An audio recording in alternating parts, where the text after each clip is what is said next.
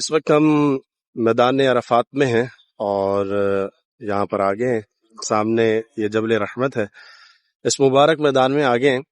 اس کی فضیلت کے بارے میں آتا ہے کہ یہ وہ مبارک میدان ہے کہ جہاں اللہ کریم بڑے بڑے گناہوں کو معاف فرماتا ہے۔ حدیث پاک کا مضمون ہے کہ اللہ کریم اس دن سے بڑھ کر کسی اور دن میں اپنے بندوں کو جہنم سے آزاد نہیں فرماتا۔ سبحان اللہ، یہ مبارک میدان ہے۔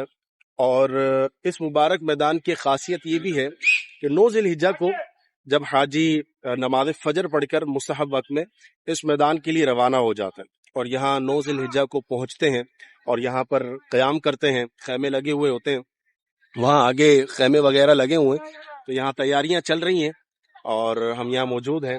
اور اس کی ایک فضیلت یہ بھی ہے کہ اس میدان میں جب حاجی 9 ذی الحجہ کو جمع ہوتے تو حضرت خضر علیہ السلام اور حضرت الیاس علیہ السلام یہ بھی اس میدان میں موجود ہوتے ہیں۔ سبحان اللہ۔ تو یہ خاصیت ہے اس مبارک میدان کی۔ اور اس کے ساتھ ساتھ یہاں پر حاجی ظہر اور عصر کو ملا کر پڑھتے ہیں۔ تو یہ مبارک میدان ہے، یہاں حاضر ہیں۔ اور ایک واقعہ میں نے پڑھا تو اس پر بھی عمل کرنے کی نیت ہے۔ ایک واقعہ کچھ یوں ہے، ایک حضرت ابراہیم واسطی رحمۃ اللہ تعالی علیہ فرماتے ہیں، ایک حاجی نا وقوف عرفات کے لیے حاضر ہوا تو اس نے 7 کنکر اپنے ہاتھ میں لیے اور ہاتھ میں لے کر اس نے یہ کلمات پڑھے، لا الہ الا اللہ وان محمد عبدہ ورسولہ۔ یہ پڑھنے کے بعد وہ حاجی سو گیا۔ سونے کے بعد وہ خواب دیکھتا ہے کہ قیامت قائم ہو چکی ہے اور حساب کتاب ہو رہا ہے۔ اب یہ حاجی حساب دے رہا اور اس کو حکم ہوتا ہے کہ اسے جہنم میں جانا ہے۔ فرشتے اسے جہنم کی طرف لے کر جا رہے ہیں۔